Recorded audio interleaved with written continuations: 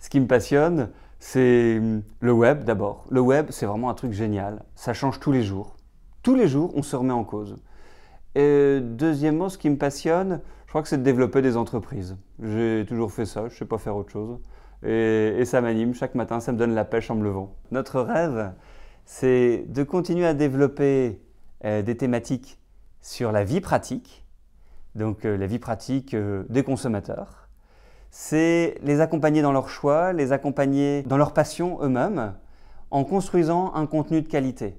Et c'est ce contenu de qualité qui va les faire revenir chaque jour visiter nos sites internet.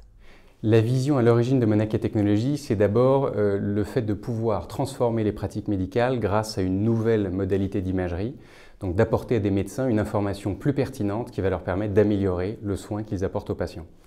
La deuxième partie de cette vision, c'est une vision entrepreneuriale, c'est une vision de l'aventure humaine que représente la création d'entreprise. L'équipe de Monaca Technologies adhère au projet tout d'abord parce qu'ils ont la passion justement de cette mission de la société qui est d'améliorer les pratiques médicales.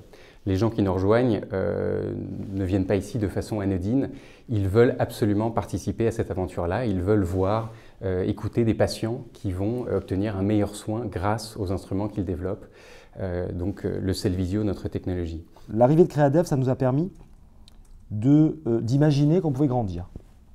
Et qu'on pouvait grandir en gardant une autonomie, une vraie autonomie,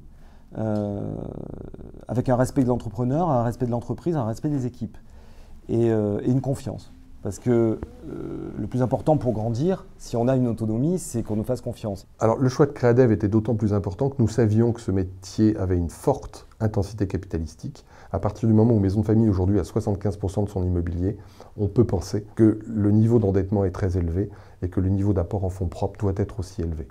Et à partir de là, le choix de cet investisseur de long terme me semble tout à fait judicieux et la confiance qui existe entre lui et moi est fondamentale.